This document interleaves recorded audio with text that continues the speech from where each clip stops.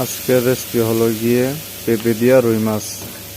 তো দিয়ে দিলাম তেলের মাঝে দিয়ে দিলাম পেঁয়াজ কুচিগুলা, দিয়ে দিলাম পরিমাণ মতো একটু লবণ, দিয়ে দিলাম একটু আদা রসুন। তো দিয়ে একটু 5 থেকে 10 মিনিট কষিয়ে নেবেন।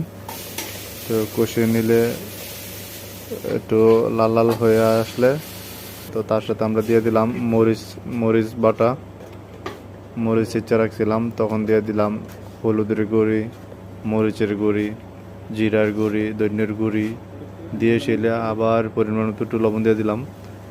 তো অনেকক্ষণ কষিয়ে নেওয়ার পরে, অনেকক্ষণ মিনিমাম 5 থেকে 10 মিনিট কষিয়ে নেওয়ার পরে আলু অ্যাড করে দিলাম, তারপরে পেঁপেগুলো অ্যাড করে দিলাম আমরা। তো মশলা দেওয়ার পরও দেখলেন যে সাথে সাথে দিয়ে লেছি পেঁপে আর আলু না, অনেকক্ষণ কষিয়ে নিতে হবে। মশলা দেওয়ার পরে মশলা দিয়ে অনেকক্ষণ কষিয়ে নেবেন, তারপরে লেড়ে চেড়ে প্রায় 10 মিনিট আবার কষিয়ে নেবেন। কষিয়ে নেওয়ার পরে গরম পানি অ্যাড করে দিলাম। তো আমরা এভাবে 10 মিনিট আবার জল দিয়ে কষিয়ে দেওয়ার পরে মাছগুলো দিয়ে দিলাম। এভাবে রান্না করে